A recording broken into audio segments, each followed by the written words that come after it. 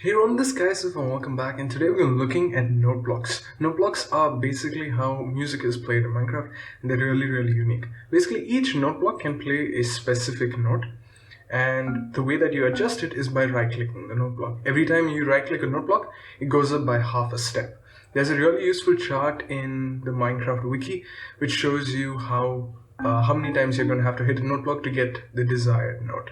It always starts from F sharp. And yeah, so now as you can see, if I right click it, the note goes up. But what happens in case we wanted to have the note being played again and again? The simple answer is you just par it using some redstone. So you can set it to a note, and then every time you par the note block using redstone, it plays the exact same note. Now, in case you wanted a different instrument, all you've got to do is change the block below the note block. Once again, there's a chart on the wiki, which is really useful for this. The one thing you don't want to do is place a block on top of the note block. That stops the notes. Now, in case you wanted to play multiple notes one after the other, melody, basically you take a repeater, par one note block, which in turn pars the repeater in front of the next note block, and so on and so forth. Now, something that's really important here is, once again, is surprisingly timings.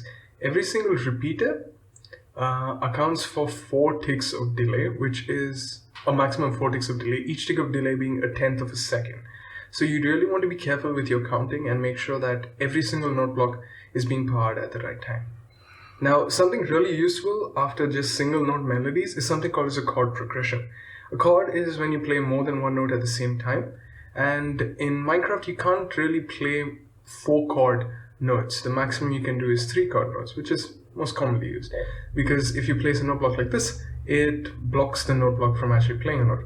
Now, as you can see, we've got 3 sets of note blocks, and they are each played after a certain interval, and as you can see, it sounds really cool, and this is the basis of a lot of songs.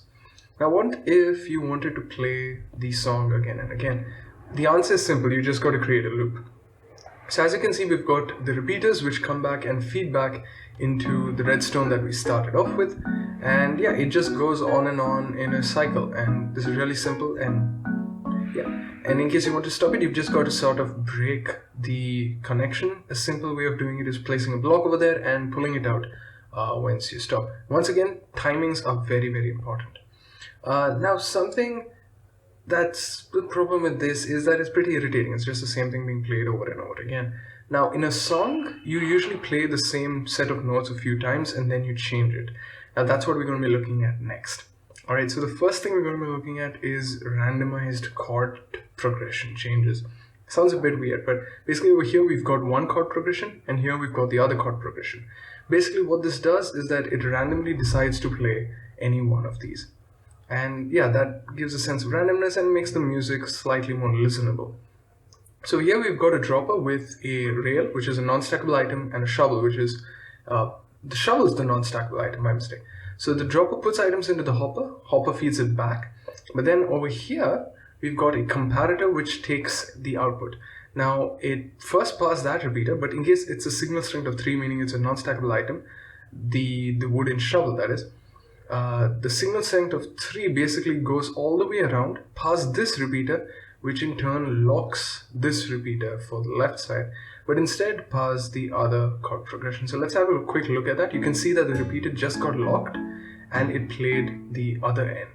And this is really important, because that's basically, you don't want 2 sets of chord progressions playing at the same time. It sounds chaotic, and in this case you can see it's played the other one. It's not gone for the non-stackable one, it's gone for the stackable one. Now, in case you wanted to basically loop this around, that's what we've got this one for. We've got a block. Basically the repeater passes the block, which passes the dispenser only after I switch it on, and the observer is basically meant to just start off the system. So as you can see, it loops around, the repeater passes the block, which once again passes the dispenser, puts an item into the hopper, signal strength is taken, and then it continues on from there. And yeah, you just saw that we just got a rail, so it played the other chord progression as well. And yeah, this is really simple to do, and it's really fun and very easy to switch off as well. But now, what if you wanted it to be a bit more planned? Obviously, just random stuff is fine, but in case you wanted to actually make a proper song, the chord changes have to be mapped out beforehand and has to be consistent. That's what this system is. It might look very similar because it is. It's basically, once again, we've got the two different chord progressions. Over here, we basically got an extra branch, so we've got a 2-note chord and then a couple of extra notes. That's just for embellishments. And yeah, over here, once again, we've got that hopper, the dropper into a hopper. This time the hopper is running into a different dropper. But over here, we've once again got the exact same system. We've got a comparator, a few repeaters, and locking. So it's honestly really simple. It's basically the same as the previous one with just the tiniest difference with the shulker box. So in the shulker box, you can see we've got a variety of items. We've got some non-stackable items, some stackable items, each of them unique, and some non-stackable items. It's really important that your stackable items are unique or named differently because you do not want them to stack one on top of the other. Otherwise, there's a very good chance it could break the system or basically play the same thing a couple of extra times. The non-stackable items can be repeated, there's no real problem with that. But as you can see, that order is basically determining the order at which it's being played. So when I hit this note block, we're going to have this torch which will unpower temporarily. Allow one item to pass through into the dropper. Dropper activates, putting the item into the hopper and sets off the system. And yeah, the item is then put into this shulker box where it can then be taken out and then reloaded back. There are obviously other ways of just reloading it, but I felt that this was the easiest one. So we're going to just hit it once. This basically primes up the system. Then once we hit it again, you can see that the items have begun to flow through, and it will only flow through once the notes have finished.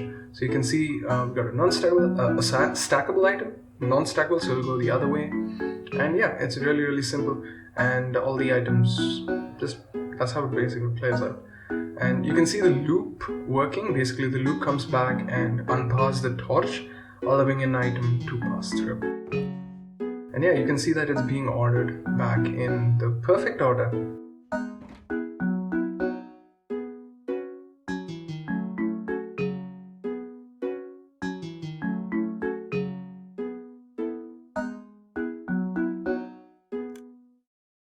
Okay, yeah, there we go, and we're done.